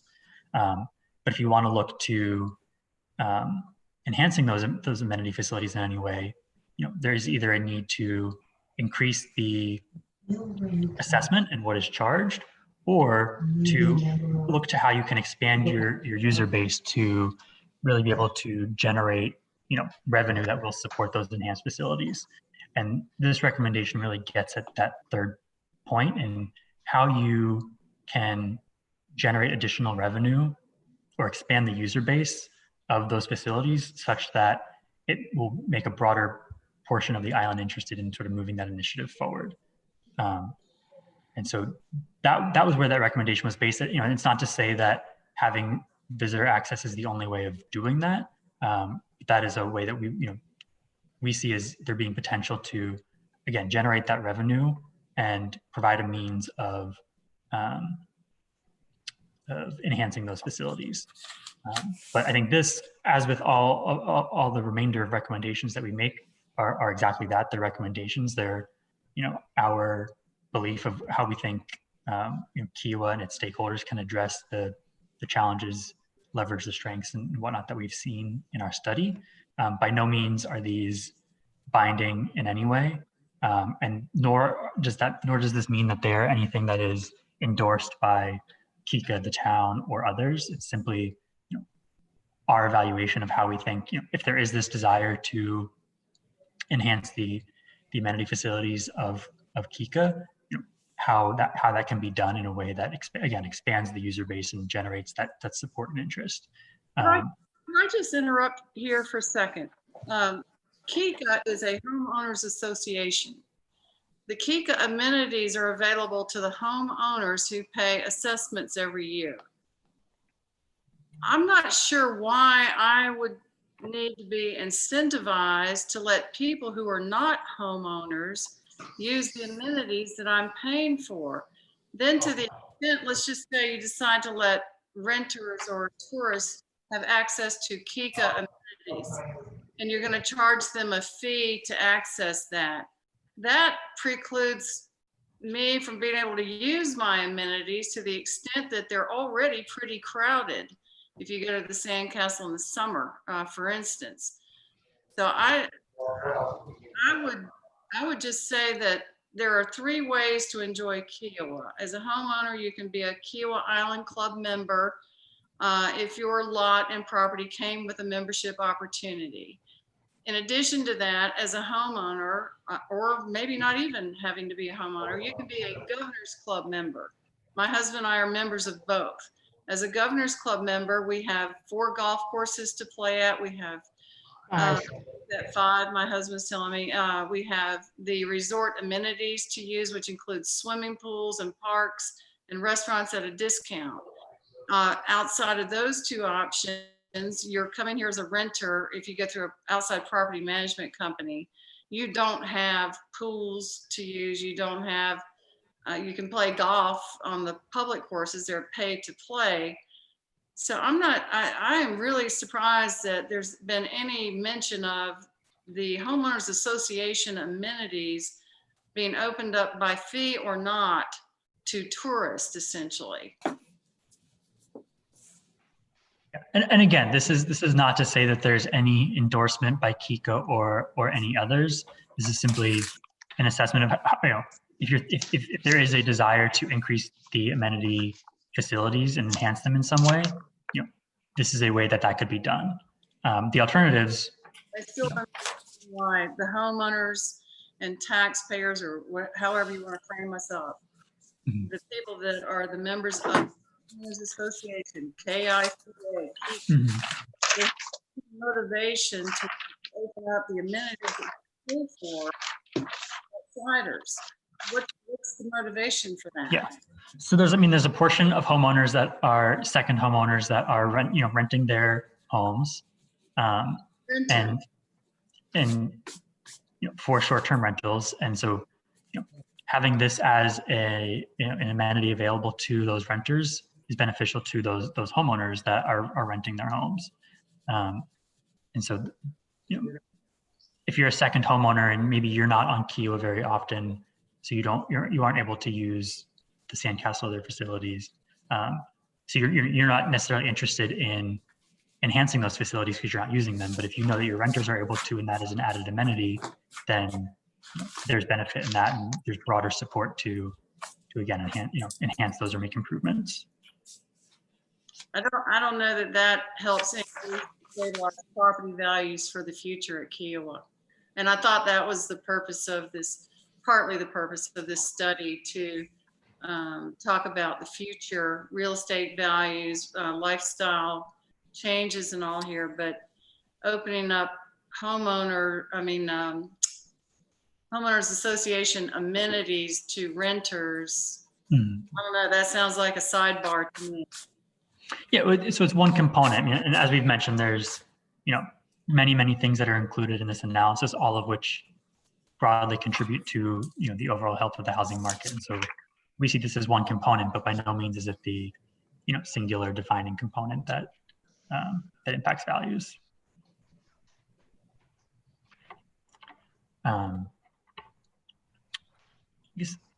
Stephen, sorry if you were about to say something different, but I know we're still going through perhaps a couple of the questions and I don't want to take away from that, but I am curious whether real estate professionals express concern in your data gathering about having to disclose, this is regarding the short-term rental, new ordinances, which were, perhaps the final culminating thing that led to this study that you've undergone.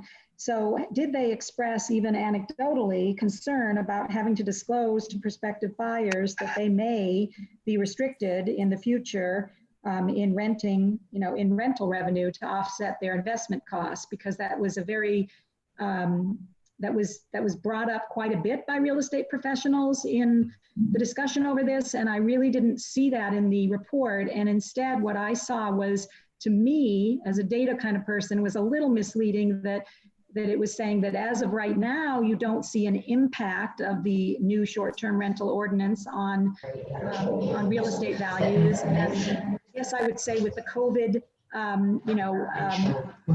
demand for a retreat space, that's obviously been a huge driver that you have to look at completely separately in recent months, and that this would be something more going forward. And I know you commented in your next breath that was apparently something that was going to continue to be monitored.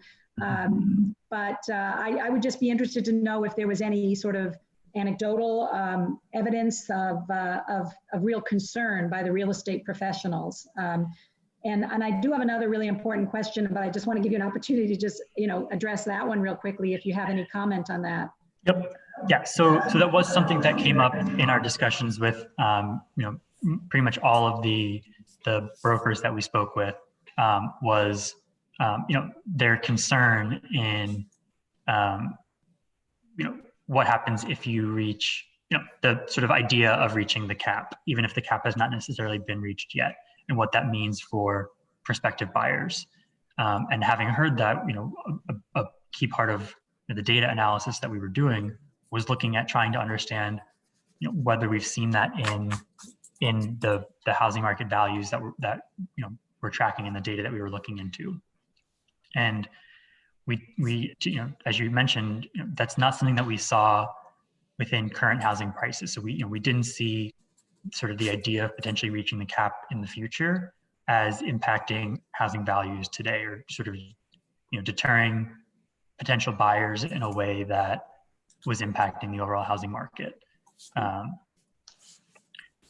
think to the second part of that, then there's the idea of what happens if you actually do hit the cap and people are restricted from having a permit, and that's where that would potentially impact future value growth, not anything related to where values are today, because the market is sort of fully being served by the demand that exists today.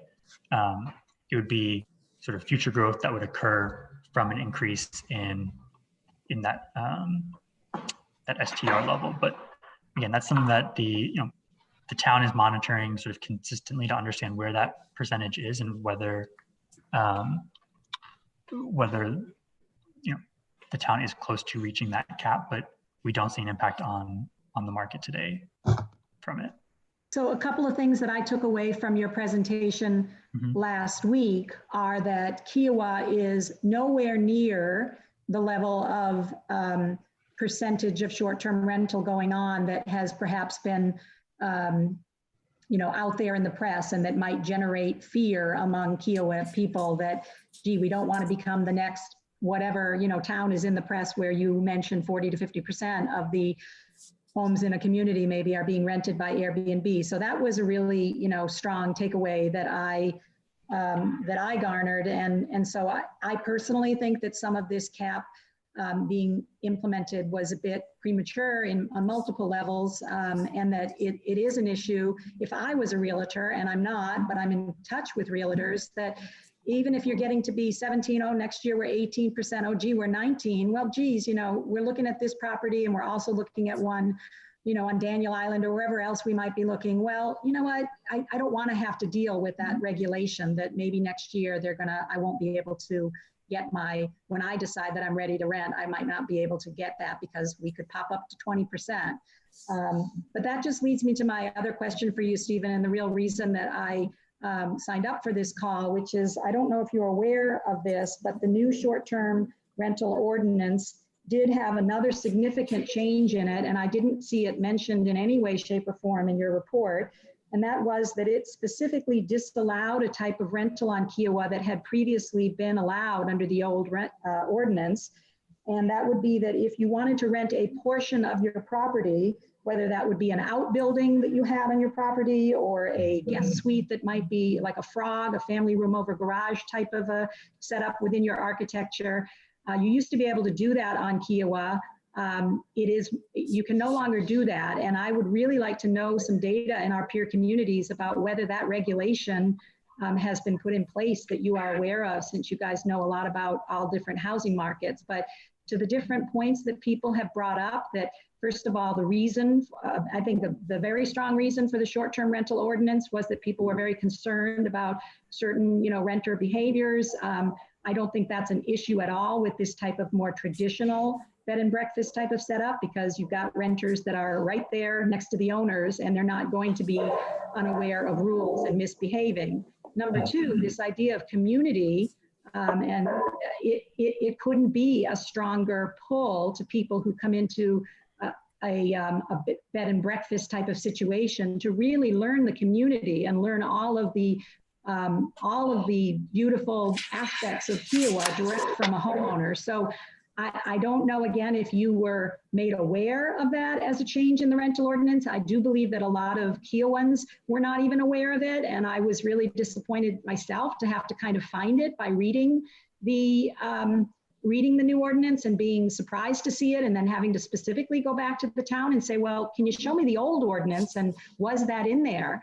And I was told that the reason for it was a security issue, that essentially the town wanted to be a big brother and protect homeowners in case they rented a portion of their property to somebody who might, be a criminal. I personally think, especially, with the kinds of people that buy on Kiowa, is that they're plenty smart and that they ought to be able to make those decisions themselves, not to mention that in general, there's not a lot of criminals that are gonna decide to come into a gated community like this and spend this kind of money for a short-term rental. So again, with all of your report emphasizing the demographics and the fact that we need to supply diversity of different lodging and opportunities for visiting Kiowa, I feel like the town is shooting itself in the foot to have taken that particular type of accommodation out of the equation. So I just have two questions for you. Did you know that that had been changed? Were you asked to include it in your study? And whether the answer to that is yes or no, could you potentially include it at this point relative to giving us some data about the other peer communities and whether they have this similar regulation? Yeah, so I guess the first part of that, within the initial interviews that we had done, that wasn't a point that people had explicitly brought up as it related to the regulations. Is largely tied to the cap itself. In terms of how this actually, how this plays out in peer communities or other places where we've worked, we've done a number of studies on short-term rentals in many places, and thinking, understanding the sort of regulation dynamics that exist. And this is, in line with regulations that you see in other places in terms of the types of housing units where you're able to, get a permit for STRs. Many locations, when they do restrict STRs, look to move it to be allowable just within a primary residence. So and it's really often driven by the wanting to deter potential sort of investor owners that are coming in and buying many properties once and operating it more as a large scale business versus a sort of secondary one-off unit or secondary homeowner type of situation. that's most often what you see, but where you, again, you restrict it to having just primary residences available when that owner occupant is not there.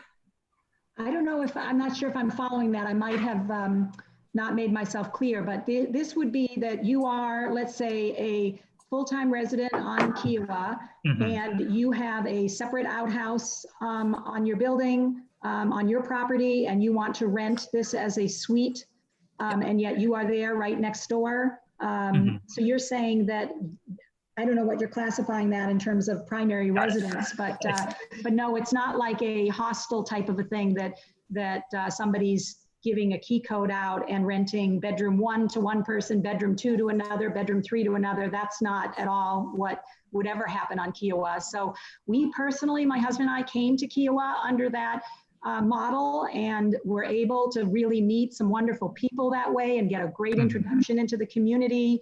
And so again, you know, it's one other way that people discover Kiowa. I honestly am not sure that we would have otherwise ended up at Kiowa, because we are not real big private gated community kind of people, and can feel for those people that aren't necessarily used to that, like not necessarily what they're used to living in. So having that person who's really introducing you into the community by renting you this frog space, this area over their garage or something, which again used to be allowed and we participated in. That's what I'm specifically asking, if you could address that. Got it. So it's more, specific to like an accessory dwelling unit on a property. Exactly. Yeah. So there often are then restrictions around those as well, or like, you know, permittal for those. Those are more often permitted than sort of model I was just describing, in terms of where you have, you know, investor owners coming in and buying multiple properties. So often there are clauses that will, you know, allow or disallow rental of accessory dwelling units, but it really varies from location to location. Yeah, if there's any way to get that data for those few peer communities, I just think that might be helpful. I do think we also need to just be careful about the way that we communicate things. And I think that's why people are very concerned about issues like the sandcastle having been mentioned in the report, even with assurances that no, this is just a report right now. It's not any action. You don't have to worry. There've been plenty of comments that, well, you know, sometimes there's a slippery slope and suddenly we're being presented with a draft ordinance when there really wasn't meaningful public input before the draft ordinance was put forward. And I personally feel from my experience with the short-term rental ordinance that it felt that way to me. And so I can understand people's concerns reading this report, that what does that mean going forward? So I guess I'm speaking less to you, Stephen, than I am to the town council at this point, that if we could, you know, look at that and maybe gather some appropriate data, because on those interviews that you're referring to, if that's what guided what you were told to say in the report, then to Stephanie Tillerson's point, there was a very limited number of people that were able to participate in those interviews. So maybe we didn't study everything of concern to everybody. Yeah, hopefully, you know, I don't mean to speak on behalf of the town, but I think part of this process is to drive exactly that, is, you know, have the public conversation around these topics and ensure that the town is, and other stakeholders as well, are collecting input and understanding, you know, what people think, and recognizing that, you know, these are recommendations and nothing, you know, nothing else. And that, again, before anything will move forward, that there is this engagement that's occurring both now and, you know, I would imagine will continue. I know we have just a couple minutes left. I do want to make sure we can quickly run through some of the remaining questions that I don't know that we've fully covered yet. So I'll try and do that quickly, but let me know if there are additional specific questions. I think the first is question 9, the second part of which I think Chris sort of deferred to HR&A on, which, you know, the question is really around the, you know, encouraging reinvestment within condo or villa units, and models that we have seen or worked with as it relates to that. I think specifically the question is around you know, resorts or community associations partnering with the, you know, condo communities to encourage that reinvestment. So this is something that we really honed in on within our recommendations, and included a recommendation where you know, we think there's potential for the resort to sort of partner with these communities and help drive reinvestment by prioritizing visitor traffic to communities where there has been reinvestment that's taken place. That would be pretty novel and new. We don't see really widespread examples of that, primarily because it's sort of a rare situation or environment that you'd be in, where you have a resort and they're operating short-term rentals as well and are part of this sort of environment of short-term rentals. We do think there's potential for at least exploring that in the context of Kiowa and understanding the ability to make that work. What's more common is, and this is the second piece of this, community association partnerships, or even more commonly, like local either town or city partnerships with programs to encourage reinvestment. And so that can be done through abatements of some kind, whether that be on a tax abatement or a reduction in assessments that can help incentivize condo reinvestment. Particularly thinking about facades, you can create facade programs or loan or grant programs that are funded by town or community association funds in order to drive that type of activity. Again, this would require approval on the part of these entities, and I'm sure many discussions and considerations before any of this would go forward. But we do think it's worth sort of exploring the opportunities to do that and understand how you create the financial incentive to encourage that. Stephen, you do know that we pay no taxes to the town of Kiowa Island. Correct. And so that's why the recommendations that we make around that are specific to reductions in assessments. Sorry, when I was referencing abatements, that was more broadly to just how we think about these types of policies in general. But yes, you're absolutely correct. There's no taxes that are going to the town itself. And so there's not ability to use a tax abatement, at least in the context of the town. Stephen, could you articulate the assumption you made, since the study is really based on build out or sell out? What was the assumption as to the organizations on the island and their roles? Sorry, could you repeat that? I don't know if I heard all of it. Yeah, basically I'm asking what's left on the island after sell out? Is there a homeowners association? Is there a resort? Is there a club? Is there a real estate company? Are there partners? What is the organization structure of this island after sellout? Yeah, that's a great question. It's something that we looked at in terms of understanding, both the sort of stakeholders and responsibilities that they have today versus the stakeholders and responsibilities that they have, in the future, and how that changes with sellout. And I think this also gets to the question related to, the quote unquote maze of K's. But there, we identified sort of 4 primary stakeholders on the island today: the town, Kika, the resort, and Kiowa partners. And we expect all of those groups to be active into the future, but it's more so that the roles that some of them play will change, and most notably, it's Kiowa partners, just given the change in sort of the development dynamic, how that impacts the role that they play. What is their role? Yeah, so right now they serve as the developer, but they also have a number of additional functions that are within their control. So that includes the ARB, for example. And they can, okay. I'm sorry? No, go ahead. So they control the ARB, they control the Kiowa Island Club, they oversee KIRE, the brokerage arm. And so all of those are, individually sort of components that will remain, an important part of overall, stakeholder responsibilities on Kiowa. They just may change. And so that's related to the recommendation on shifting oversight of the ARB to the town or Kika. It's not that the ARB goes away, but we do see that sort of the change in the relationship between these stakeholder entities.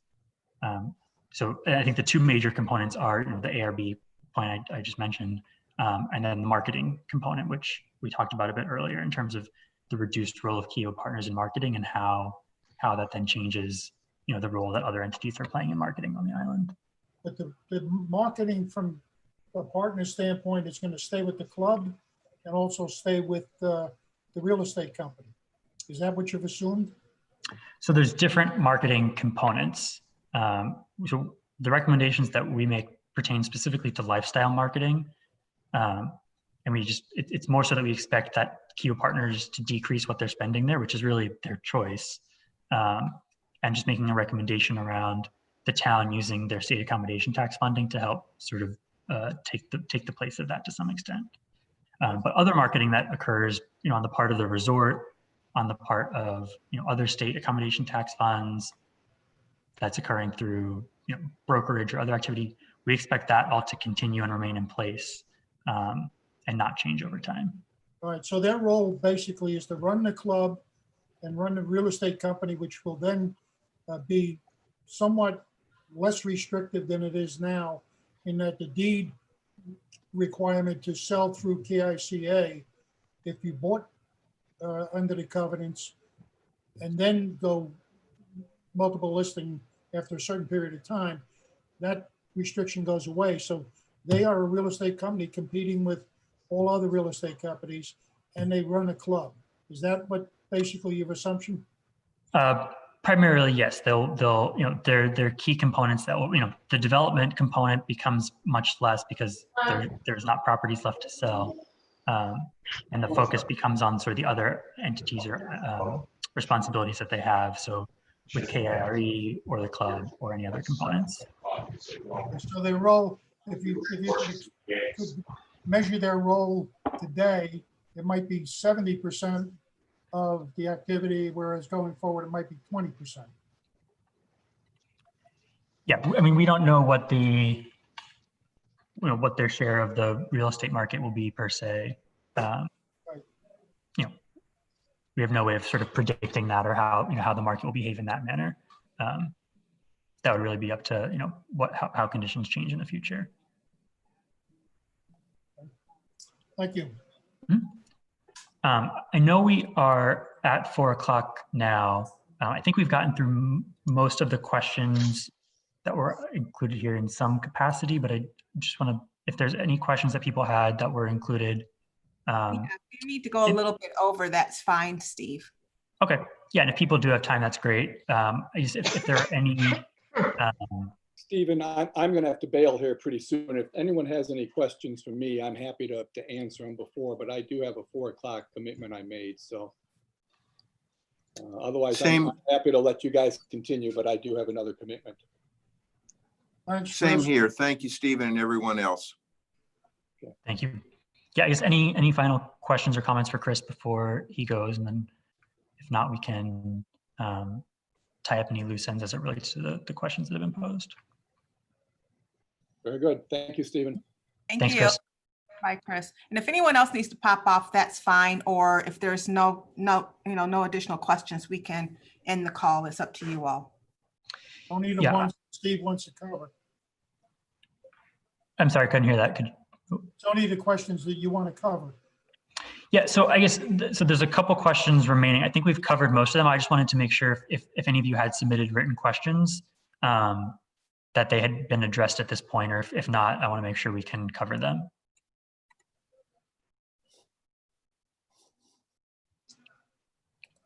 And I just wanted to point out, I did in the notes, I didn't put the link, but I think Marie Ellen, I'm not sure, I think her name is maybe first and middle. I did reference in our zoning ordinance where subleasing or renting accessory building separately from the primary use is in violation of our zoning ordinance. So it was always prohibited in our zoning ordinance.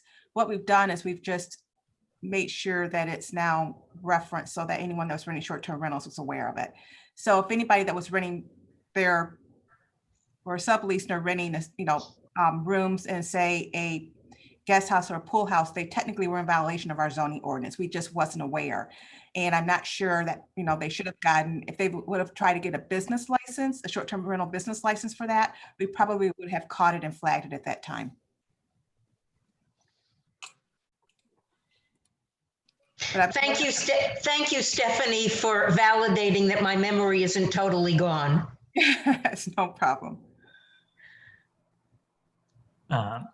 Were there any, I guess, outside of the formal questions submitted, any remaining questions that anyone had, or items that would be helpful to just make sure we touch on before we go?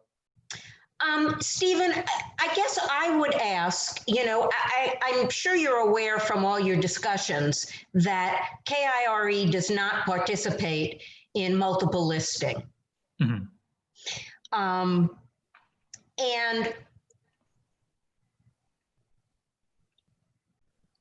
do you see that as a benefit, as a negative? You don't have an opinion? So that came up in a number of the initial conversations we had, primarily with the MLS brokers, and just a desire to sort of look in and evaluate that. And the way in which that fits within the analysis that we conducted was just understanding, Kiwa's performance, particularly relative to peers, and whether we perceive any impact in housing market values based on that. And the answer to that, based on the data that we showed, is that we don't see a significant difference in how Kiwa's market is performing relative to other peer markets, or that it's hurting values in any way in terms of where values are on Kiwa relative to where values are in peer locations. So we didn't see that as a inhibitor of value within the data that we collected.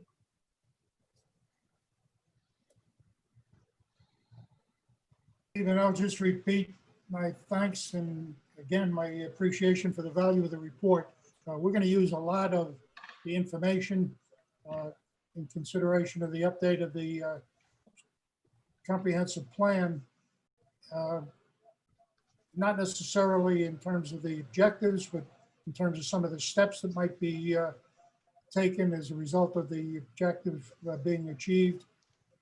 My guess is there's a lot in here we agree with. There's probably a lot in here we don't agree with. But Sure. On the other hand, it's a tremendous resource that we're going to be able to use effectively, I think, in the update. So Yeah, again, thanks.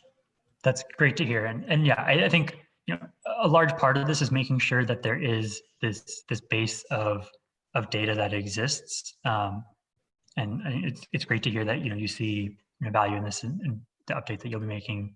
But yeah, full expectation that there's not going to be full agreement on the set of recommendations that are in here. And I think a large part of where you all go from here and where the town goes from here is taking these and having discussions, thinking about how you identify which items are priorities and how you drive those forward, or which items may be less pertinent and then become less a part of sort of how you think about the long-term plan for the island. But our hope is that a lot of these items are bringing to light topics, issues, policies, programs that will be pushed forward, or there will at least be evaluation and exploration of how you think about these things in the context of the long-term health of the market in Kiowa. So. Right, are there any final questions? If not, so the next step, as you all know, that this will go to council for consideration for approval at their meeting tomorrow, I guess. So Chris, of course, he was on board. I know Mayor Weaver, I believe, was listening via live stream. So he heard the conversation and the comments. And so I'm sure there will be some discussion on that tomorrow during council's meeting and discussion prior to them approving this plan. Again, this plan, some of the things in here are just strictly recommendations. Some of them have to be enforced or accepted or adopted by KICA board. We realize that some has to be maybe looked at by ARB and of course the town. Our goal is to obviously keep beating this drum in terms of, like Mr. Campelli said, incorporating some things into the town's comp plan and looking at other avenues where we can take the information that's been presented and somehow move this ball down the road along with our partners, Kiowa partners, the resort, Kika, and the town, of course, and the Conservancy. They are also a big part of this report. So if you have an opportunity to please chime in the meeting tomorrow. I know Chris and Craig are also going to have a meeting, I believe, either the end of this week or next week with Kika Board, and they're going to discuss and review the report. So that meeting is coming up with the board as well. So Stephanie, one last point. I would use the word accepted tomorrow when you consider the report as opposed to approved. Because what you're doing is really accepting the report. What the recommendations are will be changed, approved, not approved, incorporated, not incorporated. But basically all you're doing tomorrow is accepting it. yeah, and great, Chris and Craig are on the line, so they can make that recommendation to council to accept the report as presented, or if they want to make any adjustments or changes to it. All right. Very good. Thank you. Thank you, everyone. Bye. Bye-bye. Bye.